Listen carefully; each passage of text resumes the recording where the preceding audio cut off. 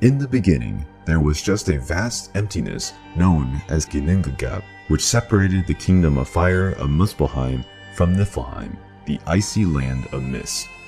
The icy mist of Niflheim continued to fill the void of Ginnungagap and formed a large ice block.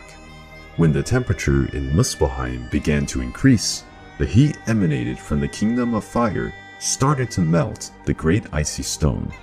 Inside of the ice, Ymir began to emerge, a primitive divinity who was hibernating inside the ice. Already defrosted, Ymir continued to sleep, but the heat of Muspelheim made the colossal creature sweat, and the first living beings sprouted from this perspiration. Ymir was not the only one who emerged from the ice melting. A large cow named Aldombla also emerged, and from its tits flowed 4 rivers that fed Ymir.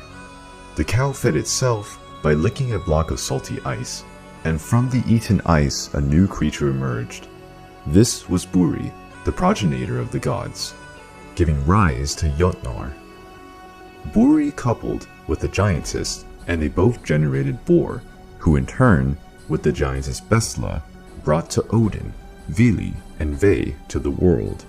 Odin and his brothers lived frustrated in the emptiness of Ginnungagap. The sky and the earth were not a reality yet, nor the sea and the forest. The brothers decided that something would have to be done, and only after Ymir's death, they were able to start the world as we know it. Odin, Vili, and Ve attacked and killed the giant Ymir. The oceans were born from the spilled blood. Firm land emerged from Ymir's flesh, and his large bones were piled up, giving rise to the chains of mountains. Ymir's flesh had small larvae, which originated dwarves who would live under the earth, and the noble elves who had their dwelling in Alfheim.